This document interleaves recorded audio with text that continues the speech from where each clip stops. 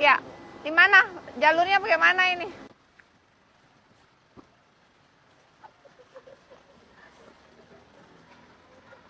Oh, di lewat mana?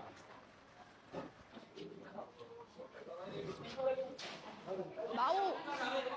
Oh, ikan cakalang. Bukan tuna ya? Ini esnya ambil dari pabrik es. Iya. Ini air. Hah? Ya, emang dia tiba gini baru ABF-nya di mana? ABF-nya di sana. Berapa ton? Ini kalau diisi full bisa.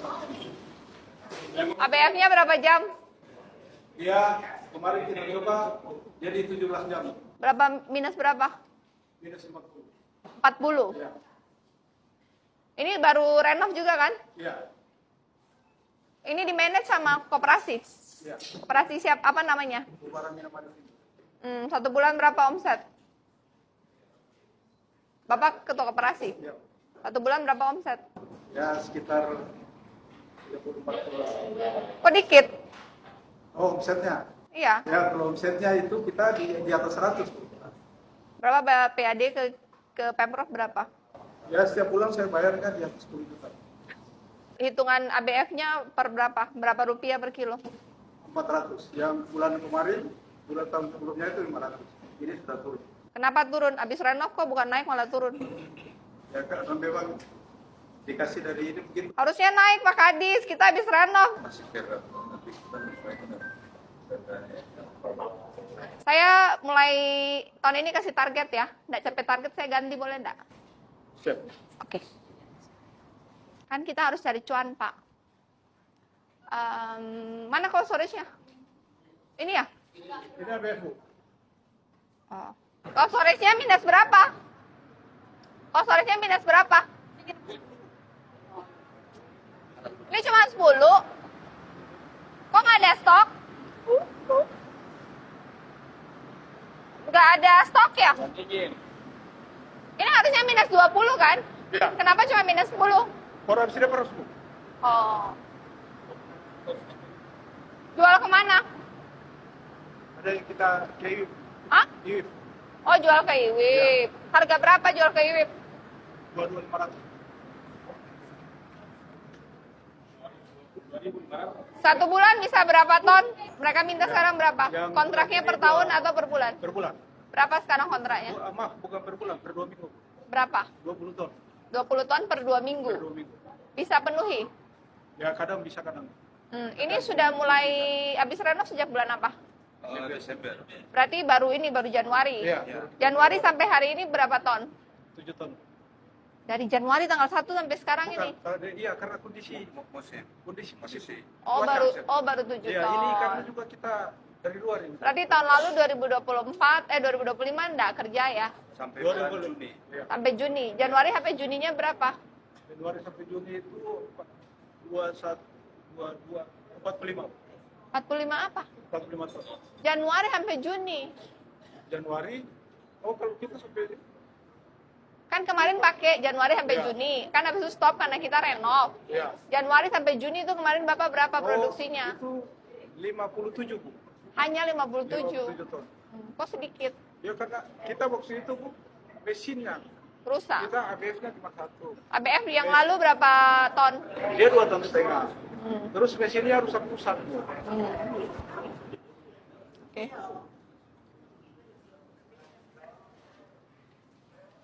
Harga beli di nelayan sekarang berapa? Tinggi, Bu, sekarang. Berapa? Kalau di sini yang menurut kita itu 28.000. Hah? 28.000 per kilo. Sekarang. Ya. Terus kontrak ke sana 22 bagaimana? Ya. Ya, kita beli di luar. Ini kan kiriman dari luar dan Pak. Oh, berapa dari Bacan? Sampai di sini 15.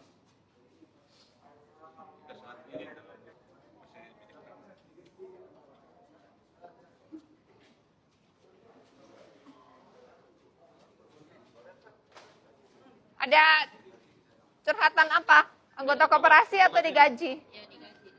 Hah? Digaji? Karyawan koperasi. Digaji? Bulanan? Harian? Kalau ada ikan aja, harian berapa? 1 bulan dapat rata-rata berapa? Berapa sampai berapa? Hampir 400. Jadi 1 bulan rata-rata 1 jutaan. Ya kalau itu pun kalau masuk banyak. Sekitaran 7 atau 8 kilo. Pernah hitung 1 tahun dapat berapa? Belum pernah itu.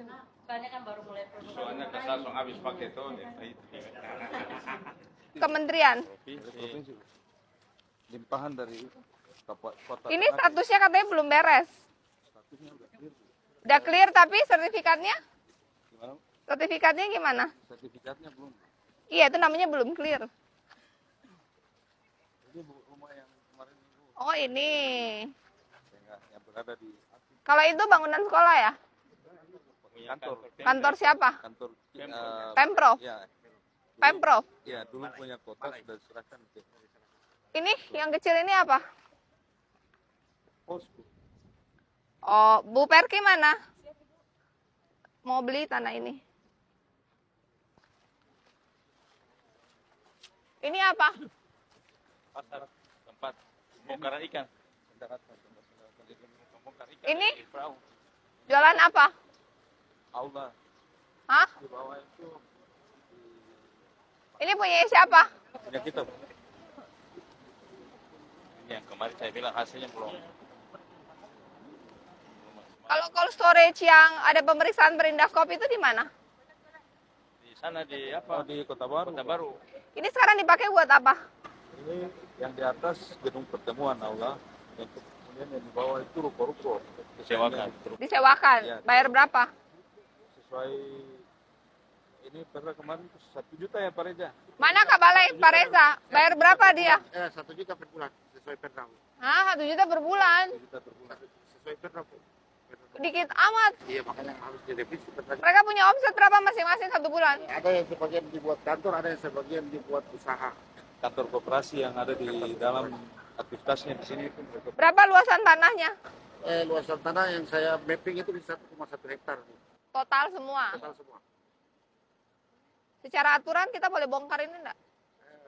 Bangunan ini dibangun tahun 2009. Yang Berarti sudah lewat kalau masanya. dilihat dari masa ini sudah SOP-nya bagaimana Pak Sekda? Kalau mau dibongkar? BPKP, BPK atau? kan sudah lewat dari 5 tahun. Ya. Saat ini nih kekurangan cold storage dan pabrik es. Jadi harus ada penataan ulang kayak kantor-kantor dan aula nanti di atas cold storage aja. Kalau saya sih ABF aja. Di saat musim puncak aja gitu. ABF aja kalau kosong saya rasa cukup karena di saat ABF dan berbuat selesai masuk kontainer misalnya. Kursus yang kita pakai di ujung sini. Pak Kadis, cold storage yang kecil itu cold storage-nya cuman kapasitas 70. Itu pun rusak cuma 50. ABF-nya juga 1. Dia 1 tahun bisa 200 ton. Ini cold storage-nya 100, 1 tahun cuma 50 ton. Udah efektif koperasi ini. Mana nelayan? Sudah di atas? Ayo. Assalamualaikum warahmatullahi wabarakatuh. Salam sejahtera buat kita semua. Pertama-tama terima kasih Pak Wagub sudah mendampingi. Jadi hari ini kita mau berdiskusi. Saya mau mendengar semua permasalahan yang sedang dihadapi dan apa solusi usulan dari Bapak Ibu sekalian untuk kami Pemprov sebagai pengambil kebijakan bisa menyediakan fasilitas yang lebih baik untuk bisa meningkatkan pendapatan dan nilai tukar dari para petani dan para penjual ikan.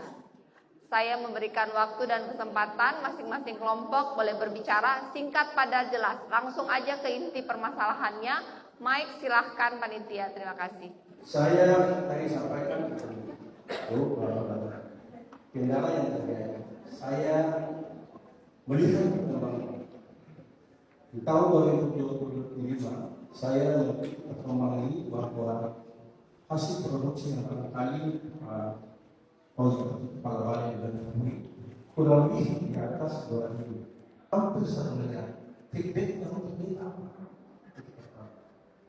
Yang kedua, pelayanan itu poster yang sementara akan kemarin kalau terjadi itu ada rehat. terjadi perjalanan ini terjadi overproduksi di bumi. Overproduksi saya melihat kapal itu kurang lebih hampir 3 hari tidak menemukan ikan.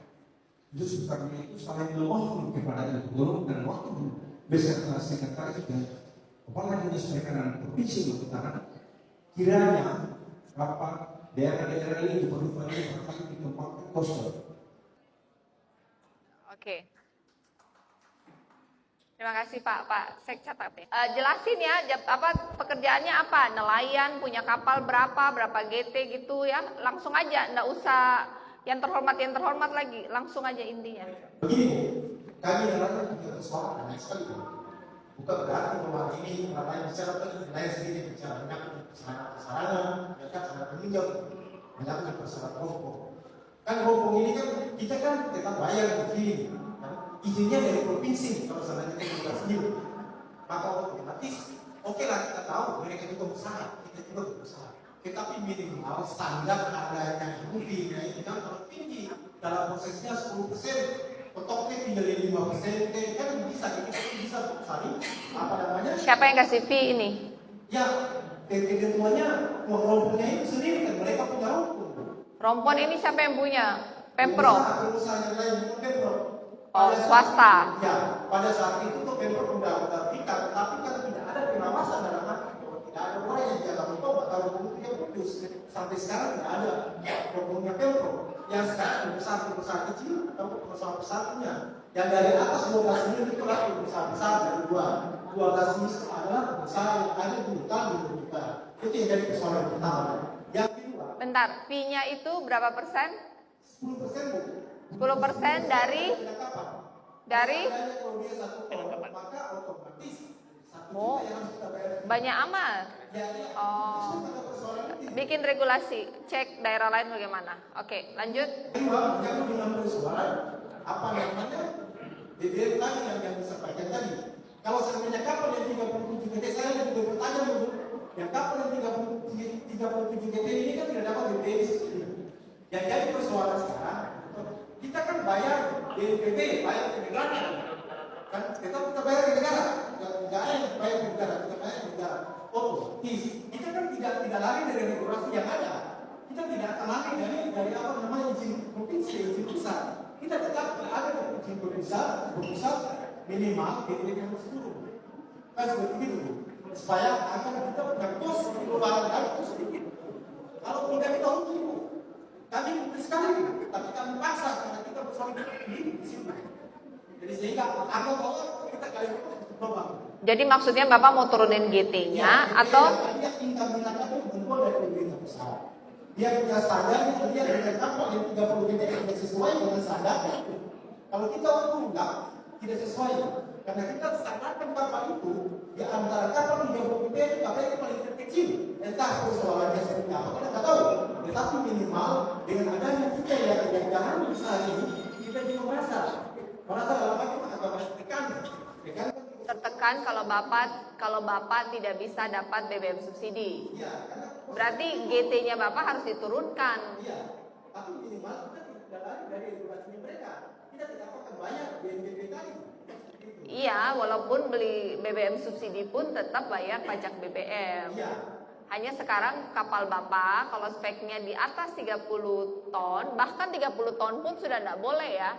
Harus 29 ton yang boleh memakai BBM subsidi. Aturan dari pemerintah pusatnya begitu. Sampai 30 atau di bawah 30? Oh, sampai 30, ya.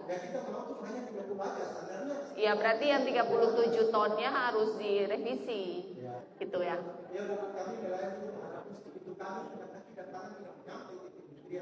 Ya.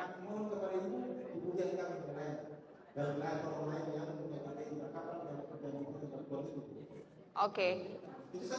Ya. Terima kasih.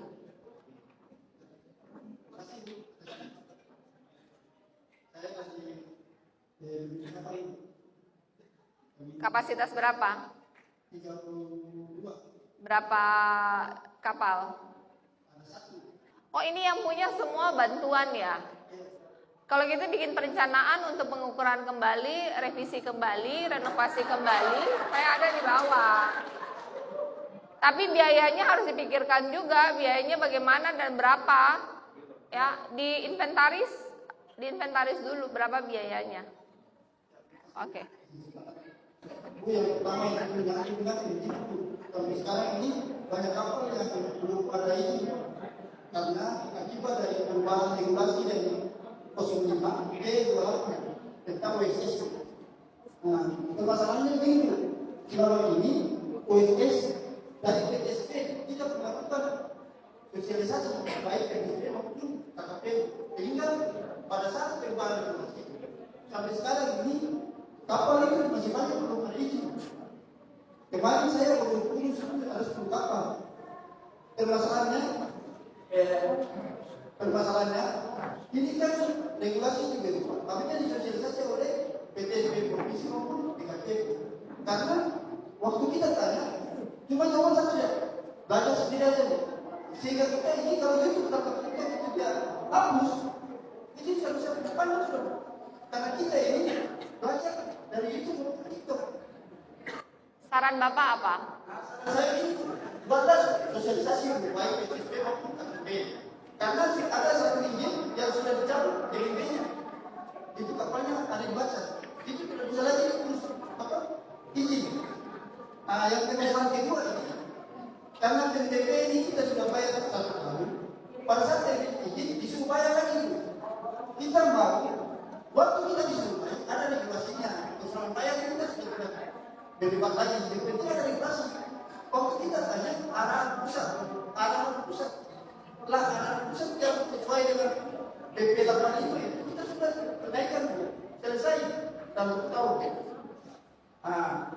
Ada baiknya dari SDKP provinsi dibuat pertemuan antara nelayan sama pihak BPM dan pemerintah pusat supaya menjelaskan kalau itu ada regulasinya, nelayan tidak perlu berdebat lagi. Karena kita sudah bayar 1 tahun, pada saat keluar sipil lagi harus bayar lagi. Semua nelayan bayar. Bentar, sabar, jawab dulu.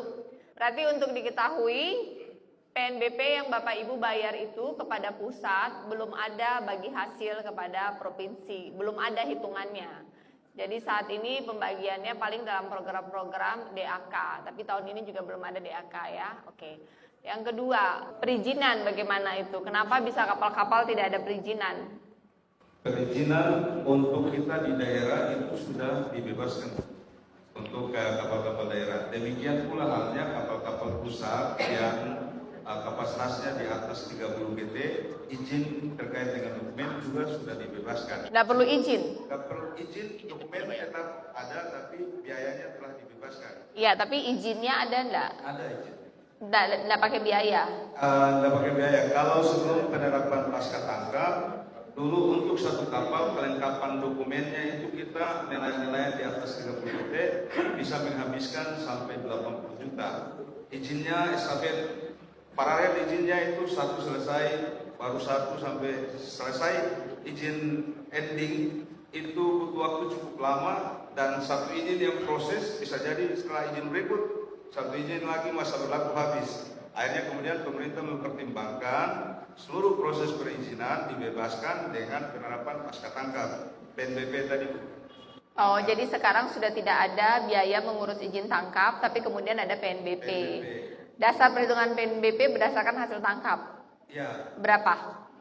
Kalau saat ini itu penetapannya 9.500 per kilogram dikalikan dengan 5% untuk PNBP-nya. Yang kami tawarkan ke pemerintah pusat bahwa oke, penerapan PNBP bisa diberlakukan, tetapi pendekatannya harus neto, jangan bruto. Kalau pendekatannya bruto, logikanya satu ekor ikan yang ditangkap oleh nelayan kita, include dengan timbangan, itu sudah kena pungutan. Bagaimana kemudian kalau nelayannya merugi? Jadi sekarang realisasi perhitungan PNBP itu contoh cakalang. Cakalang sekarang jual harga berapa per kilo?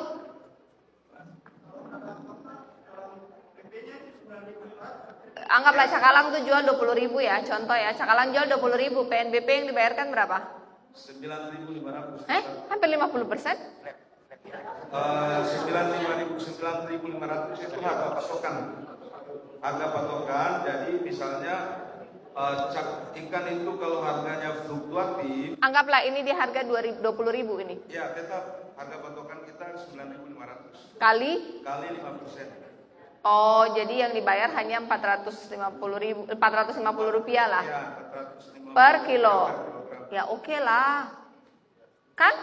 PBB itu semacam binatang jelata. Kenapa saya katakan demikian? Karena dia tidak memandang dulu.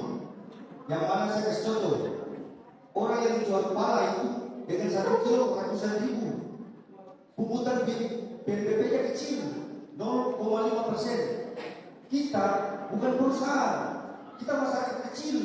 Bahkan kami menerima kapal bantuan dari negara lewat DKP provinsi. Kenapa regulasi itu hadir? Yang mana mengurangi kita pun bermasalah, bukan menambah beban. Saya kasih contoh, PBB yang awalnya cuma 0,5%, yang mana izin kapalnya regulasinya belum PP 85 itu dari tahun 2014 sampai tahun 2022 atau 2021, kapal 30 GP itu bayar 35 juta sekian. Yang mana PP 85 lahir dari pusat sampai daerah, kasih manis sebelah, kasih kulit yang sebelah. Oke, apa saya katakan demikian? Bilang murah Pak.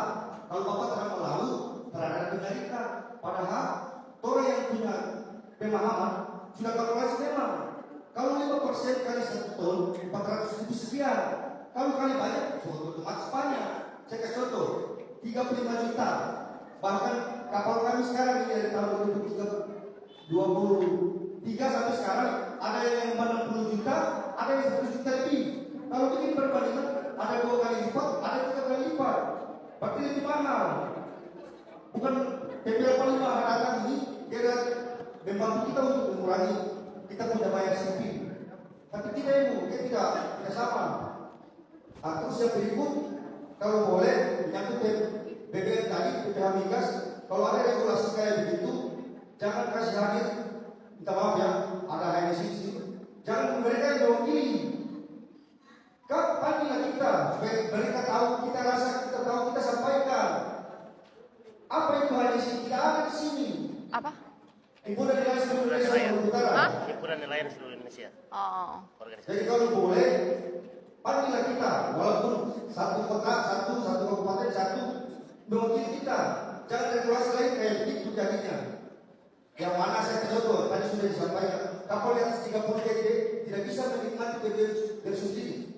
Timbul pertanyaan, coba itu kayak gitu, kapal 29 GT, pemiliknya siapa? PT, bukan perorangan. Mereka menikmati BBM dari subsidi, malah paku-paku kaki negara. Sebentar kita ambil buat BBM santai. Kita di sini kasihan, sudah mahal, kucing-kucingan lagi. Demikian itu saya. Lanjut. Bu, yang mau saya sampaikan ini terkait kita penyuluh perikanan ini secara administrasi kita memfasilitasi semua pelaku utama atau nelayan di kabupaten kota, semua kabupaten kota, provinsi Maluku Utara, semuanya itu ada penyuluh.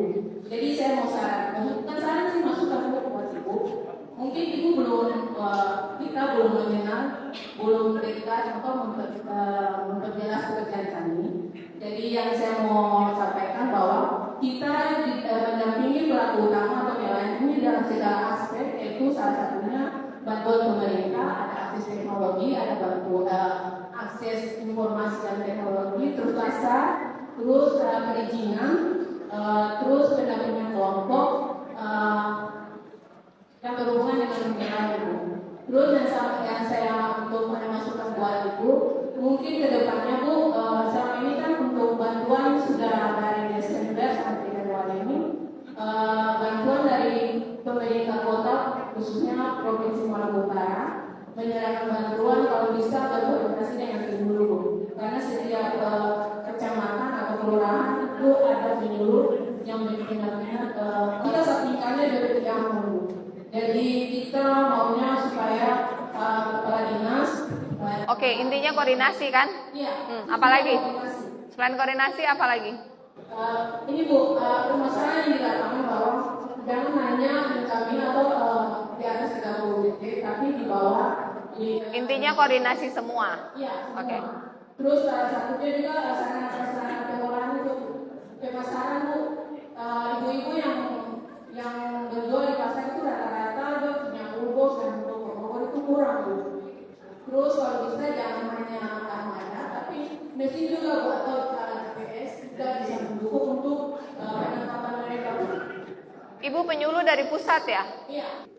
Oke, jadi pertama begini. Pertama, pelabuhan ini tidak bisa dikatakan industri dan hilirisasi karena bentuknya sangat berantakan dan tidak profesional. Jadi sekarang kita mau benerin supaya bentuknya bagus. Hadir di sini Bapak Kadis PU. Hadir di sini Kadis PU. Sudah lihat itu jalan jelek sekali, tolong diaspal. Ya. Yang kedua, Pak Resa bikin master plan-nya, bahas dengan teknis Kementerian KKP, mereka punya, atau dengan PPN ya, mereka punya tenaga ahli enggak untuk membangun master plan ini dibikin lebih bagus ya. Saya sudah diskusi dengan para pengelola cold storage dan pabrik es, tapi ini diskusi kembali lagi, Pak Kadis, Pak Sekretaris dan Pak Resa duduk bersama dengan koperasi dan nelayan. Info yang saya dapat per hari ini adalah kita cuma punya satu pabrik es 10 ton dan itu kurang, butuh 20 ton dan itu kurang. Kita butuh satu lagi pabrik es dengan kapasitas 20 ton lagi. Dan itu bisa saya bangun. Tapi pastikan hanya itu saja yang kita kurang atau kita butuh lagi biar final. Kemudian yang kedua, kita punya dari Pemprov itu kita punya 2 fasilitas cold storage dan ABF. Yang kita baru renovasi itu sudah ada 2 ABF masing-masing 4 ton dan cold storage 100 ton. Hanya saja koperasi yang mengelolanya itu tidak maksimal di masa lalu. Alasannya karena mesinnya rusak. Sekarang kan mesinnya baru. Jadi duduk bersama dengan koperasi, saya kasih kesempatan 6 bulan. Pertama, dia harus beli tunai kepada nelayan. Mampu tidak? Kedua, dia harus ada target tertentu, mampu atau tidak. Kalau dia tidak mampu, maka setelah 6 bulan kita akan review pengelola baru. Setuju tidak? Ya. Dan yang kedua, kita perlu, ini berdasarkan hasil survei saya, infonya kita masih butuh 2 ABF lagi masing-masing 4 ton dengan cold storage 100 ton. Karena katanya ketika puncak, ketika lagi rame, itu kapal bisa antri sampai 1 minggu hanya untuk bongkar. Benar tidak? Ya. Tetapi ini semua bisa terjadi hanya dengan 2 catatan, yaitu satu, itu warung atau rumah yang ada di tengah-tengah yang tadi kata Bapak itu dirayu untuk dia mau jual. Kalau dia tidak mau jual itu, kita tidak punya lahan untuk bangun ABF, pabrik es baru, ABF 2 baru, dan cold storage baru. Opsi kedua, kalau dia sampai tidak mau jual, maka dengan disayangkan ruko ini harus dibongkar. Cuman kan sayang ya. Atau Pak Resa bahas dengan mereka di sana, tenaga teknisnya, kira-kira apa lagi yang bisa dibongkar untuk bisa dibangun. Paling gampang adalah jika bulan ini, minggu ini yang itu mau jual, maka tahun ini pun saya bisa bangun 1 pabrik es 20 ton, 2 ABF 4 ton masing-masing, dan cold storage 100 ton. Jadi coba itu rembukan bersama lalu rayu dia untuk jual. Setuju? Jadi pertama kita kurangi kalau boleh maksimum di puncak tidak ada antrian untuk bongkar, karena itu mempengaruhi biaya Bapak Ibu nelayan. Kedua, bahas kuota, bagaimana kita naikin kuota untuk BBM subsidi. Dan yang ketiga, rekap semua kapal pemberian Pemprov yang di atas 30 GT. Kalau kita turunkan menjadi 29 GT, berapa biaya masing-masing, siapa yang mau bayar biayanya, mau bagi hasil atau bagaimana, secara aturan BPK dan lain-lain itu bagaimana.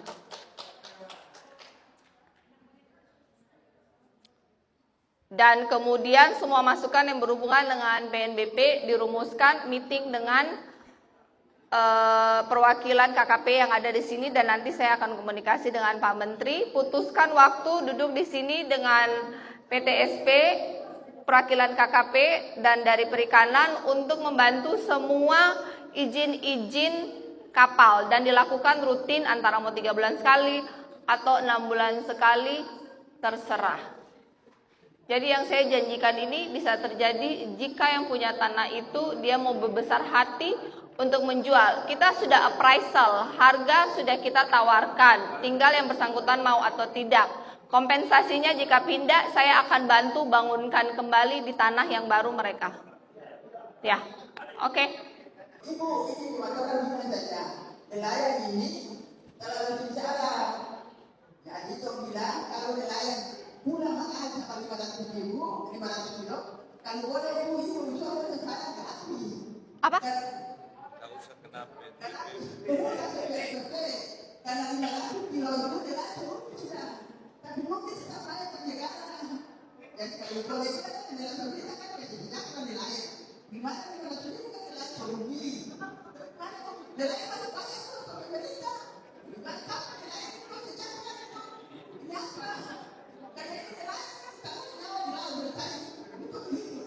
Tapi kadang banyak sampai banyak itu banyak. Itu nelayan sejahtera. Sekarang nelayan dikaya. Semua ini banyak sama.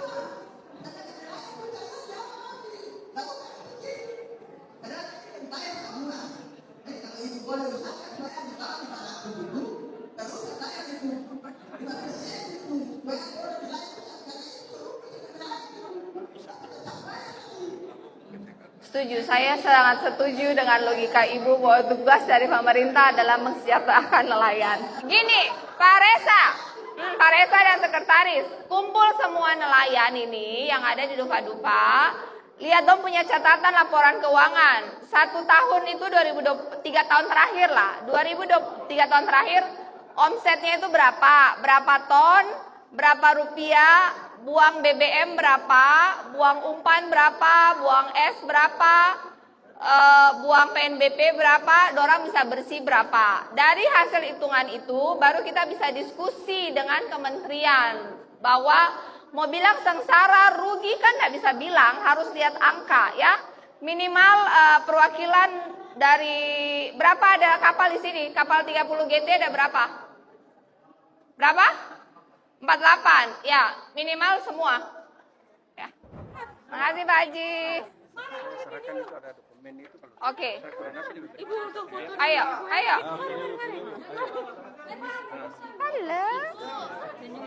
Kita punya itu. Ayo cepat. Oh iya, Pak. Ayo.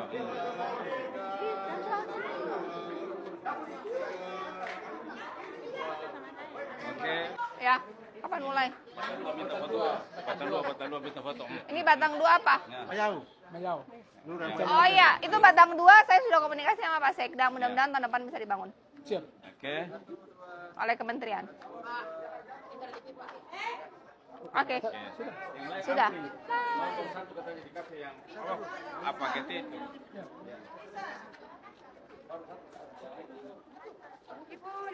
Batang 2 tuh suka 1,5 GT kan 3 GT nelayannya? 3 GT kemarin baru 1. 3 GT ya? Sudah dua ya. Sama, ini kur dulu. Kalau ini kur, sana juga kur. Jadi kita cuma kasih body, mesin kur. 3 GT itu berarti 20 PK apa 15 PK? Oke, makasih. Berapa semua?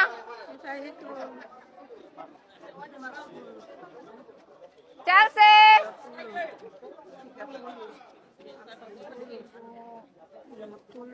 Sudah Ibu Kadis, borong semua lah bagi.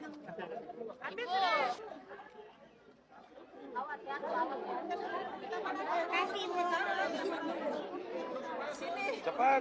Mati. Ibu lagi deh, Ibu. Aduh, saya gemetar. Nanti kok kasih dia.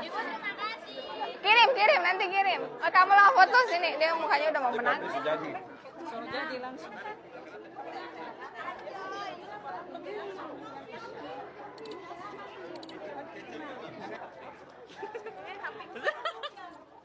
Ya, dah. Kak Anies jalan ya. Salam Ibu. Hai, dah. Ya. Ya. HP mana? HP mana? Terima kasih Ibu. Aduh. Oke. Terima kasih. Dadah.